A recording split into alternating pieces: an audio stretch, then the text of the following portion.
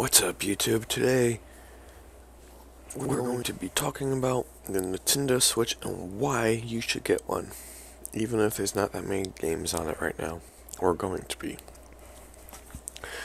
Now, a lot of people are saying, oh, I shouldn't buy this because there's not going to be that many games. But, here's the thing. The developers are thinking, oh, I'm not going to make any games for this because there's no one going to be buying it. So, basically, you should buy it so the developers will make games for it. If the developers see that you're interested in it, they're going to go ahead and try making some games for it. Because, if they're not going to make any money on it, then they're not going to go about bothering making a game for it. So, ideally, you should go ahead and do that anyways. Now, another thing you need to remember is this could be Nintendo's last console if it goes bad. Therefore, you need to buy the system because if it's their last console, there's not going to be that many in the first place. Number two, from those that like money, you buy the Nintendo's last console, it's going to be worth a lot more in a decade. So you're going to want to do that anyways. But for those that actually like Nintendo, but you worry about not enough content on it, buy it and help support it. Get your friends to buy it. Get other people to buy it. Because if the Switch has enough people buying it, and the developers see that people are actually buying the system and buying games for it, even if it's the GameCube ports, if they see people buying it, they're going to be like, hey, people are actually interested. Let's give this a try. Let's see what we can do. Let's try something new. Therefore, you really should try to, if you have the money to spend, buy a Nintendo Switch no matter how it's going to turn out in the next year.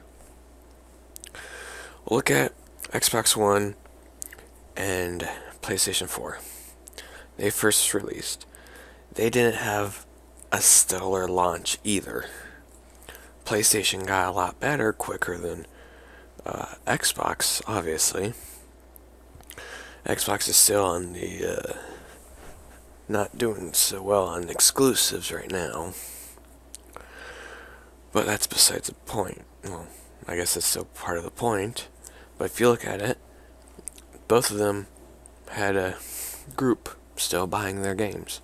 Or consoles, actually. And that ended up giving developers the obvious intention to make games for both systems. Now, you see, like, if you look at Red Dead Redemption, it's only on those consoles and not PC for whatever reason. Probably because they don't see the market big enough on PC.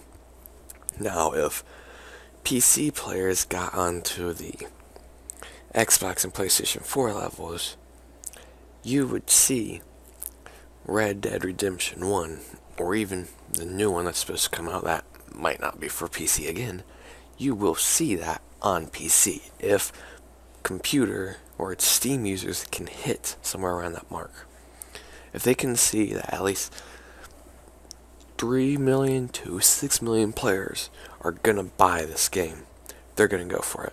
Therefore, if we can get at least a decent amount of consoles sold of the Nintendo Switch at launch or within the first month, we could possibly see more developers coming out and actually bring out some good games.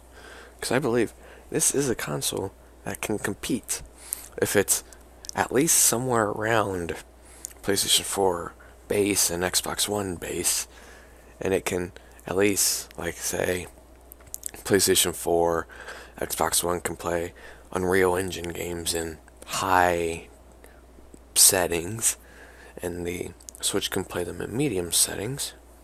There we go. That will help. They can do it. Now, we still have to remember Nintendo has to meet us halfway. If Nintendo can show us that they mean business and help make deals with the developers themselves, entice the developers as well, we can see some good things. But remember, developers won't do anything if they don't see a profit. So if you want games on Switch, you gotta go buy the console, buy the games. There's Zelda. At least buy Switch for Zelda. There's Splatoon 2. Go for it.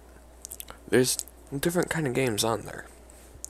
There's going to be more games in the future, obviously. You're going to have your Nintendo games. At the very least, buy it for the Nintendo games. Because look at the 3DS. People do mostly buy 3DSs and 2DSs for the Nintendo games. If you just think of it like the 3DS, just buy it for the Nintendo games, even if there's not that many games right now. Eventually, if there's enough people buying it, the developers are going to want to do it, you know? Thinking what's the word? It's demand and... I can't think of the right words right now. It's demand and, or something demand. I can't think of it right now. Cost and demand? I don't know. Anyways. So, for games to come out, it's as much as our responsibility as it is the developers. I've already pre-ordered the Nintendo Switch. So, because I believe we can, even if they don't have the best titles for 2017 right now, if we do buy these consoles, and developers do knows, they will make the games for it. I promise you that. Because, like I said, PlayStation and Xbox didn't have good games for the first few months in their launch. But it started getting better. PlayStation's doing a lot better with it. And as you can see, Nintendo has plenty of IPs they can use to bring this up. Whether or not they have already thought about using some of those games, which, you know, they need Metroid. They need to get a Metroid game on there for sure. Ideally, a new Star Fox game. And possibly a new Luigi Mansion.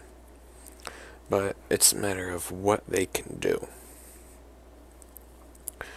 But remember, if you have the money, get it. If you don't have the money, find other ways to support it. Use these little special change.org things that everyone loves. Use that if you have to.